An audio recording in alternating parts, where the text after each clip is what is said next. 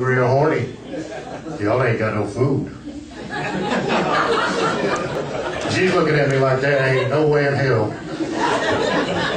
She reached for that lemon wedge. I told that joke one night in a bar, and there was a bunch of lesbians at the table, and one of them was a smart aleck.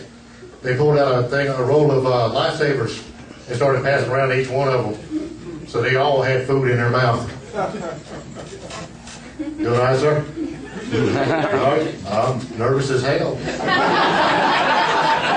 I almost didn't make it to the stage tonight. Somebody put a 50-yard line over there by the door. I come to a screeching halt. I really did.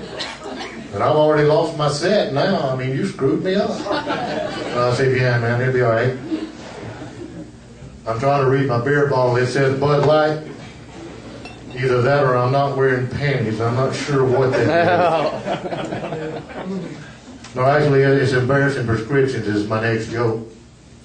As I've gotten older, I've realized that the more prescriptions I have to go buy, it's gotten more and more embarrassing. I went in there the other day and all I needed was Preparation H. That's all I needed. Old guy, you know, rear end hurt. And I went in there and I ended up with Preparation H, toothpaste, muscle rub, mouthwash, a new toothbrush. And as I proceeded to the counter, I set all this stuff up on the counter and I realized I looked like a gay man fixing to have a really bad night.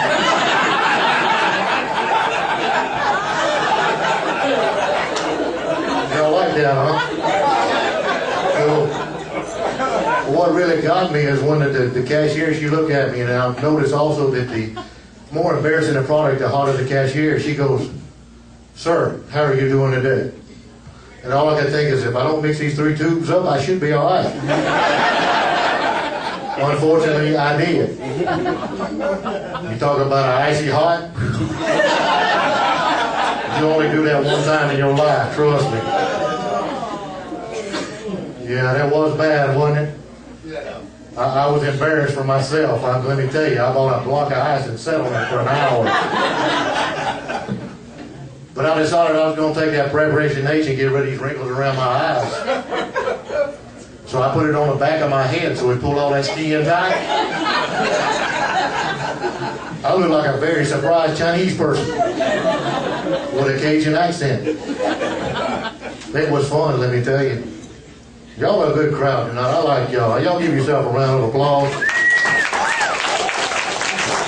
Gives me a moment to read my notes here. Yeah, I'm cheating.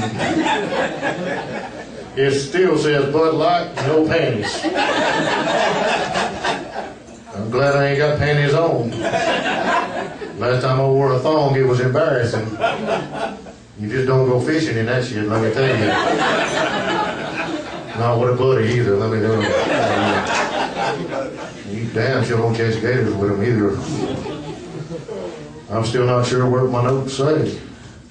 Y'all see my hand trembling. I kind of feel like a man in prison and first day in a shower, you know. Hey, don't go in there. Y'all get that one on the way home. Some of you will anyway. If you came with a lady, let's hope. But as y'all can tell, I'm an older gentleman. Obviously, I'm a dad of some sort. I've got kids all over the place. One of them's sitting over there filming me right now, cringing. I was Dad of the Year for 20 years running. For 20 years, I've been Dad of the Year. I've got all the T-shirts, ties, coffee mugs, you name it. It all proclaims me Dad of the Year. I recently lost that particular acclaim, I guess you could say, that honor. You would have thought it was the time that my 20-year-old son was asleep on the couch. And I slipped that dog shock barking collar around his neck. It shocked him when he snored real loud, which made him yell, which shocked him again. It took me a week to find that poor boy. Coaxed him out of the corner of the basement. He was in a fetal position, like Gollum from Lord of the Rings. But that didn't lose it for me. You would have thought it was the time that my youngest son was playing his Pokemon game. He got so excited about a creature he called a dildo that he mispronounced it and called it a dildo. So I had to explain to him what it was, but not what it was for.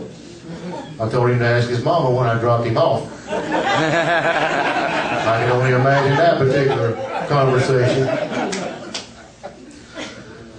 It was not that. It was the time that I looked at both of my kids very seriously and I said, you know, since I love you both, but only as friends, and I feel like we should see other families. And on that, I'm going to get off the stage and see if I can actually read these notes. Y'all have a good time tonight. Bring your host back to the stage.